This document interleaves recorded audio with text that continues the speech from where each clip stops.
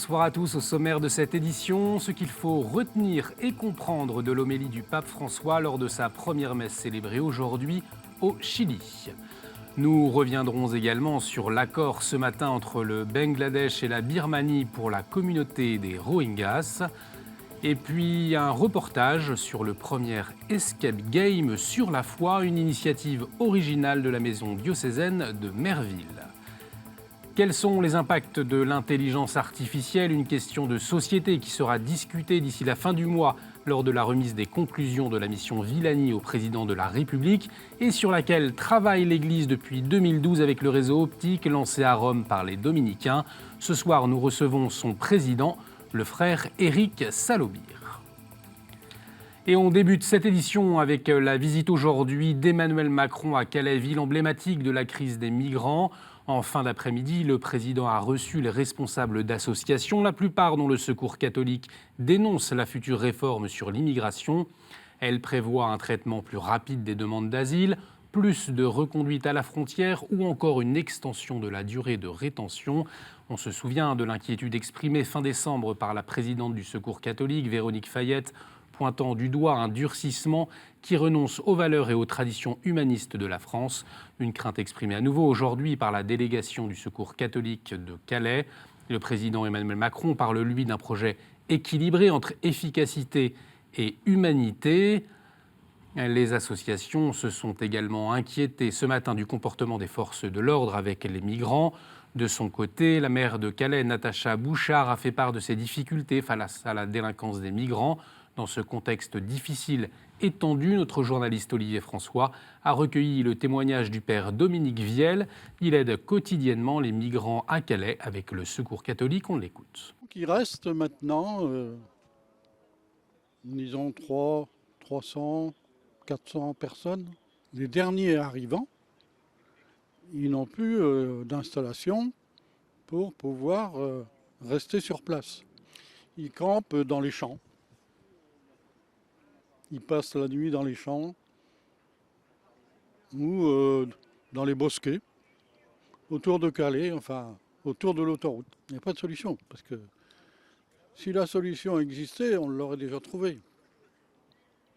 En fait, c'est des événements, si vous voulez, qui n'ont pas été prévus et devant lesquels toutes les institutions sont démunies, parce que personne ne voit de solution. Le pape François a entamé aujourd'hui son 22e voyage apostolique au Chili. Il était 14h30 heure française quand le Saint-Père a commencé à célébrer sa première messe au parc O'Higgins dans la ville de Santiago.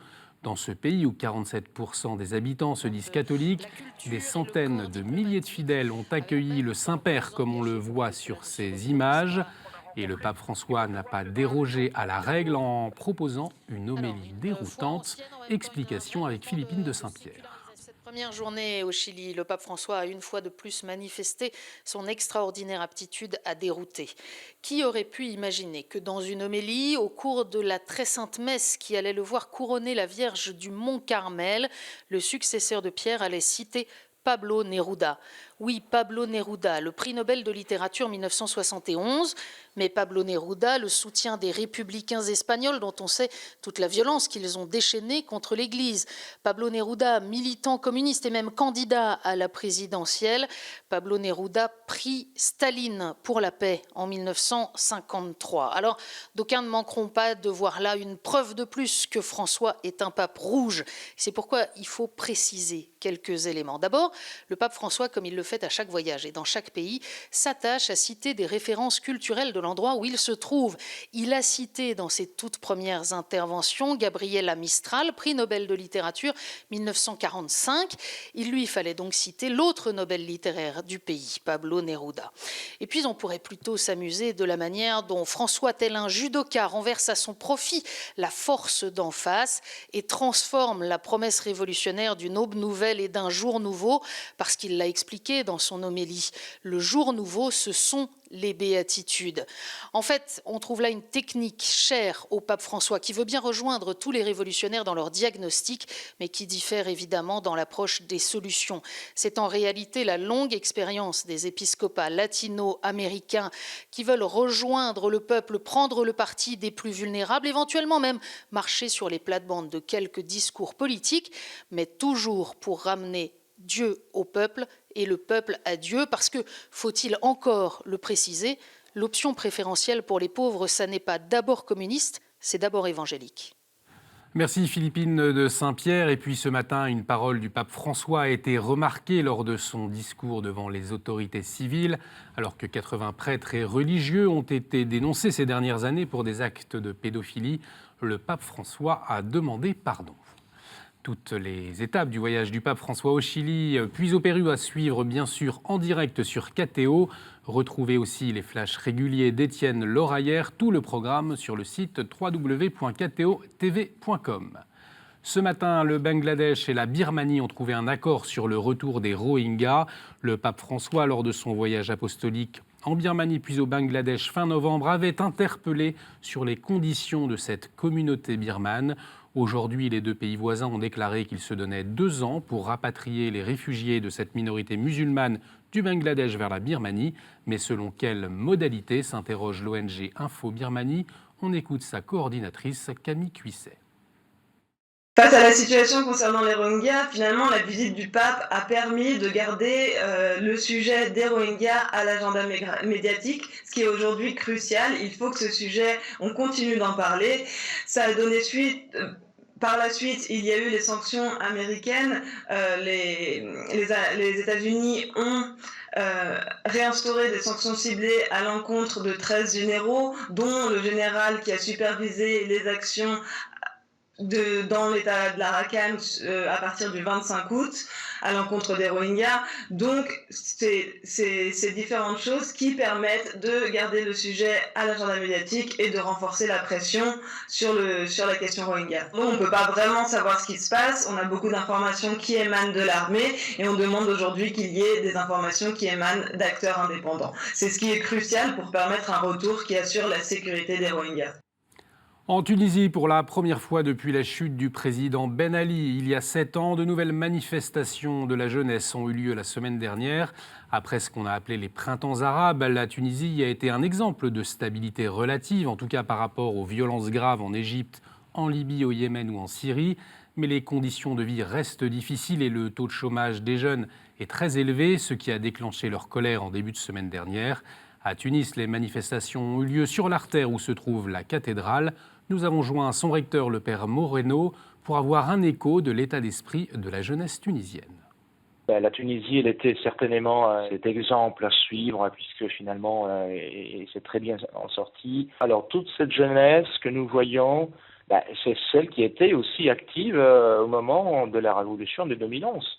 Et c'est très bien passé parce que, en fait, il voulait une Tunisie différente, libre. Je pense qu'il a obtenu pas mal de choses. Bon, maintenant, bien sûr que tous ces problèmes économiques qui reviennent un petit peu sur le pays, ça touche tout le monde. Alors, toute cette jeunesse, il y a beaucoup de chômeurs. Et c'est là qu'il faut maintenant travailler davantage. C'est, à mon avis, l'espérance de trouver, de pouvoir s'en sortir encore. C'est ça ce que je vois, non? C'est cette espérance dans la jeunesse. Monseigneur Pascal Gollnisch, directeur général de l'œuvre d'Orient, a été renouvelé par l'archevêque de Paris, Monseigneur Aupetit, dans sa charge de vicaire général des catholiques orientaux résidant en France. Un renouvellement qui a débuté le 5 janvier. Et pour découvrir ces communautés orientales, 150 000 chrétiens en France, l'œuvre d'Orient a organisé le week-end dernier la journée du patrimoine oriental. Samedi, 800 personnes se sont déplacées dans les 9 églises orientales d'Île-de-France pour découvrir leur histoire et leur spécificité liturgique. Pour la première fois, la paroisse chaldéenne Saint-Thomas Apôtre à Sarcelles a participé à cette journée et nous y étions. Cette église, en fait, elle a sauvegardé l'identité, la tradition, la culture, la théologie. Pas d'homélie ce jour-là pour le père Sabri Anar, mais plutôt un cours d'histoire sur sa communauté, les Chaldéens de France. Pour la journée du patrimoine oriental, la paroisse Saint-Thomas de Sarcelles a ouvert ses portes, pour la première fois au public. Cette église, construite en 2004, est la plus grande église chaldéenne d'Europe. Pour Pierre-Yves et Jean-Marc, c'est un privilège de rencontrer des chrétiens d'Orient qu'on imagine loin, mais qui vivent aujourd'hui à nos côtés. Nous croyons que les chrétiens d'Orient installés en France vont être le ferment, le sel des chrétiens d'Occident. Et donc nous croyons beaucoup que cette communauté, parmi tous les chrétiens d'Orient, va permettre de redynamiser et de contribuer au rayonnement des chrétiens ici en France et en région parisienne. C'est très important pour les chrétiens français de connaître l'importance et l'impact que peuvent avoir nos frères chrétiens d'Orient qu'on doit soutenir, aimer, partager et prier pour eux. Cette année, la découverte des chants liturgiques orientaux était au cœur de la journée. La chorale de la paroisse a proposé un récital d'1 heure.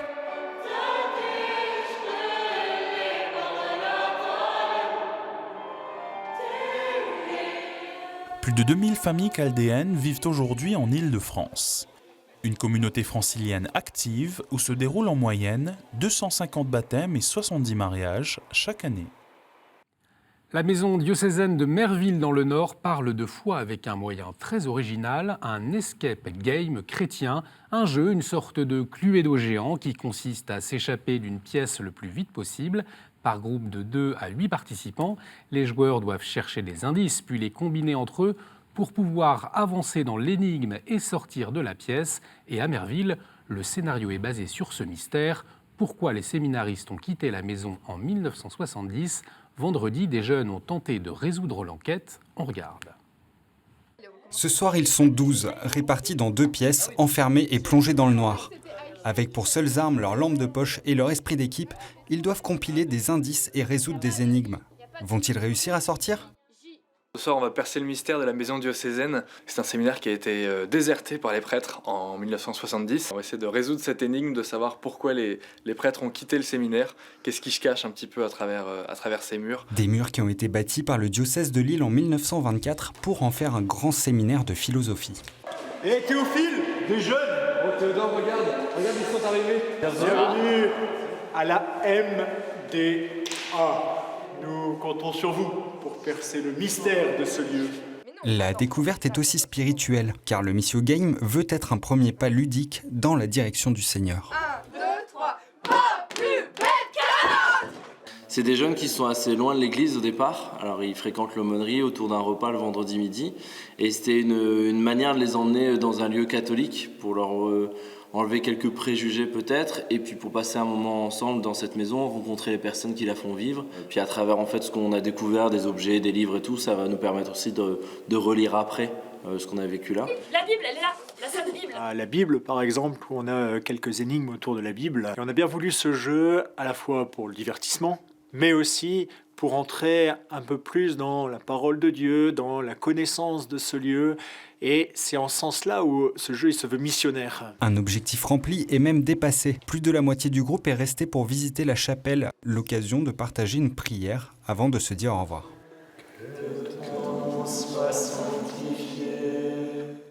On poursuit avec la chronique du monde. Depuis les États-Unis, le père Mezza nous donne des précisions sur la politique migratoire du pays.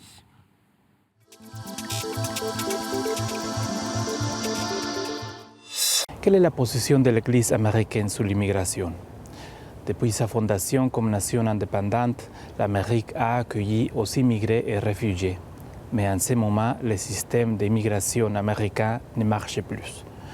Il est nécessaire une réforme de la loi migratoire. Les chiffres nous parlent du drame. Il y a 11 millions de personnes sans papier. Aussi, même si les estimations varient, chaque année, environ 17 000 personnes sont victimes de trafic humain aux États-Unis.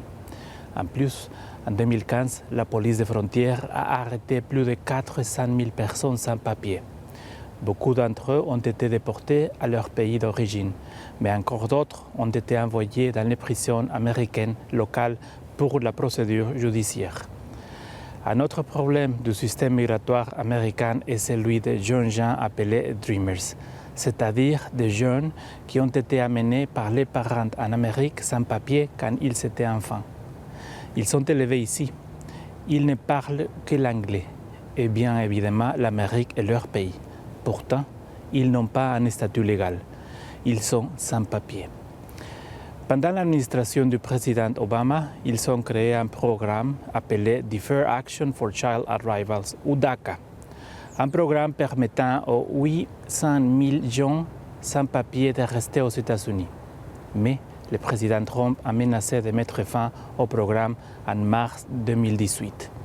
Alors, les bénéficiaires du DACA risquent de perdre leur statut légal et avec ça, la possibilité de travailler légalement ou d'aller à l'université ou, par exemple, de servir dans l'armée. Notre Église se montre solidaire avec eux, spécialement dans la Semaine nationale de l'immigration. Ils sont américains et ils font partie de l'Amérique. Nous reconnaissons leur contribution à la grandeur de cette nation. Je suis le Père Gonzalo Mesa et je vous souhaite une très bonne semaine. Que Dieu vous bénisse. Merci Père, il est temps de retrouver notre invité pour notre dossier.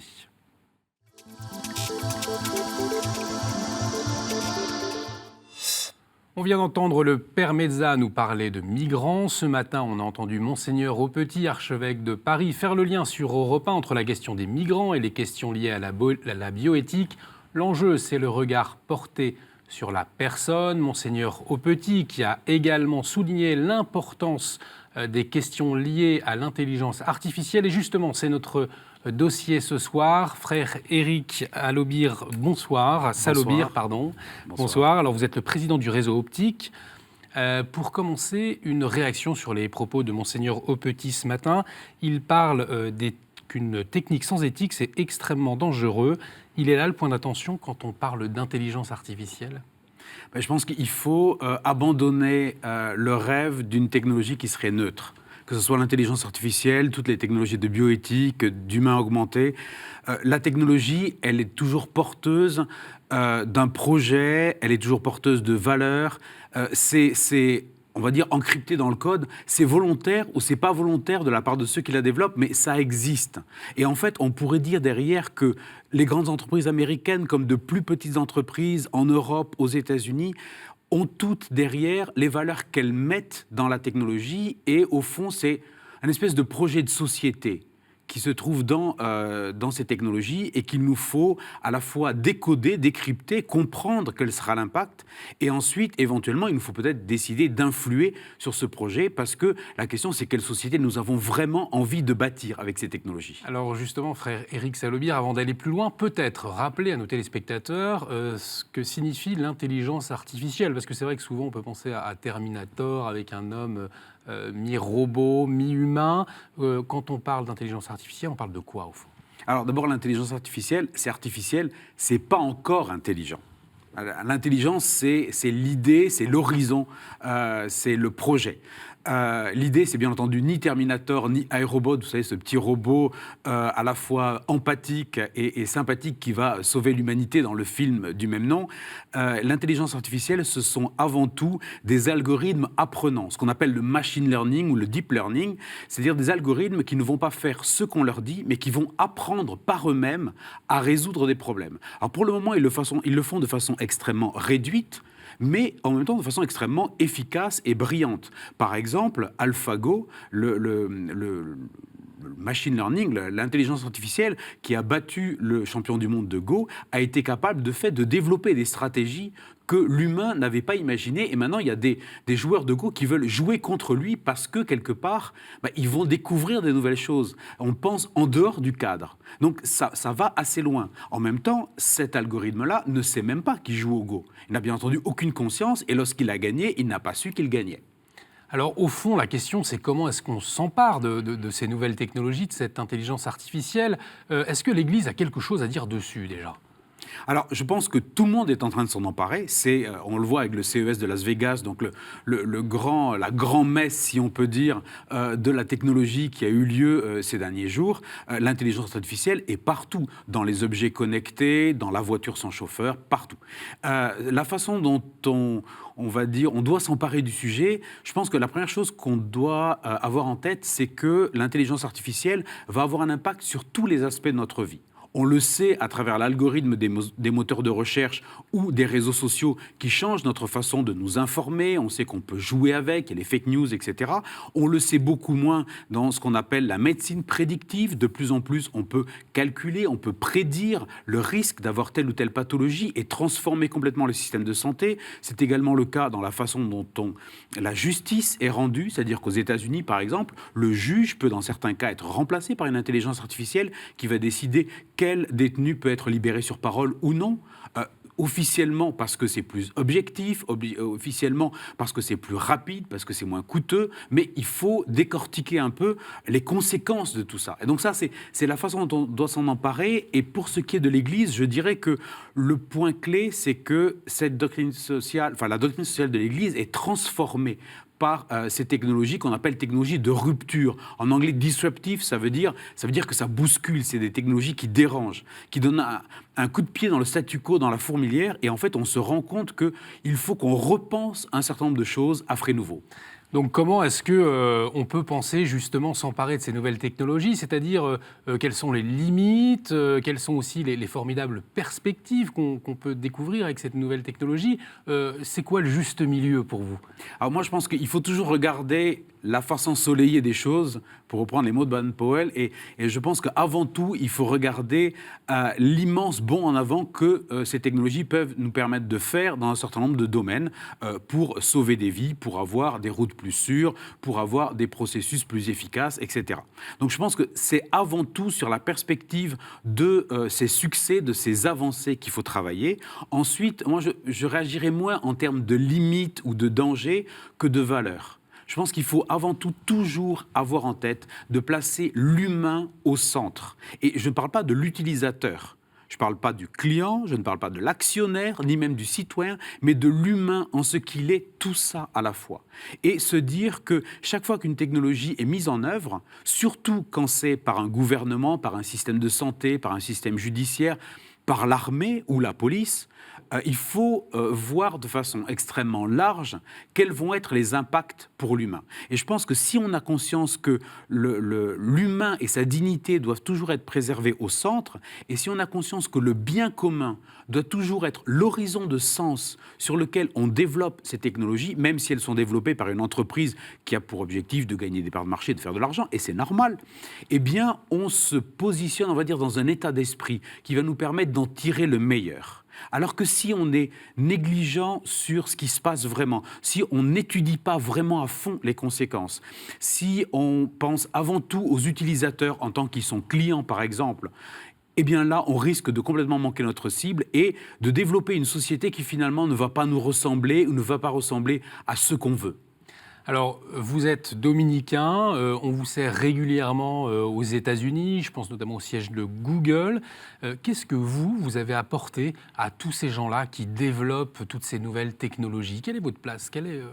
Alors, je pense que ce qui est l'élément clé du réseau optique, donc qui est un réseau de recherche, un peu présent un peu partout dans le monde, notamment effectivement aux États-Unis, c'est le dialogue. C'est-à-dire qu'en fait, on n'y va pas pour porter des valeurs, pour défendre, on n'arrive pas avec un étendard. On y va pour mettre autour de la table des gens qui vont venir de la technologie, du monde des affaires, du monde de la société civile et des gouvernements, et puis des gens qui vont venir des humanités.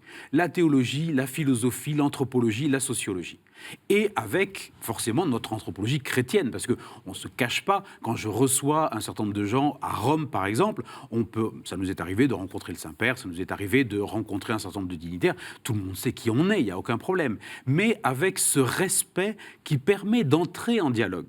Et entrer en dialogue ainsi, ça permet d'attirer l'attention d'un certain nombre de dirigeants d'entreprise sur des points qu'ils n'avaient pas forcément vus, et surtout, je pense que quand on vient des humanités, notamment de la théologie, de la philosophie, on va leur poser des questions que personne ne leur pose là-bas. Et ces questions-là, elles sont précieuses pour eux aussi. Pour nous comprendre en tant qu'humains, en tant que peut-être utilisateurs, mais aussi pour comprendre un peu, beaucoup d'entre eux ont vraiment le souci de bâtir une société meilleure. Ça peut paraître un peu étonnant parce qu'on a l'impression que l'argent est quelque chose d'important pour eux, mais ça va au-delà. Il y a vraiment un projet et pour qu'ils soient certains de ne pas manquer leur cible et qu'effectivement, les technologies qu'ils mettent en œuvre, c'est des technologies qui apportent un vrai plus. Merci beaucoup, frère Éric Salobi, d'avoir accepté notre invitation. Alors, je rappelle qu'Optique organise une conférence avec comme thème « Révolution technologique, vers quelle société ?» Ce sera jeudi prochain à 17h au Collège des Bernardins. Alors, quels intervenants on va pouvoir entendre? Alors, effectivement, lundi, nous aurons Ruth Porat, qui est la directrice financière de Google, qui viendra dialoguer avec Reid Hoffman, le fondateur de LinkedIn, l'un des grands réseaux sociaux américains. Et nous aurons un certain nombre d'experts français comme Cédric Villani et puis des experts étrangers qui viendront nous éclairer sur les vrais enjeux de l'impact de ces technologies. Un dialogue qui s'annonce donc passionnant et qui sera à vivre en direct sur KTO lundi prochain à 17h et non pas jeudi. Voilà, vous pouvez revoir cette émission sur notre site internet www.ktotv.com. Réagissez également avec le hashtag à la source. On se retrouve jeudi. Excellente soirée sur KTO.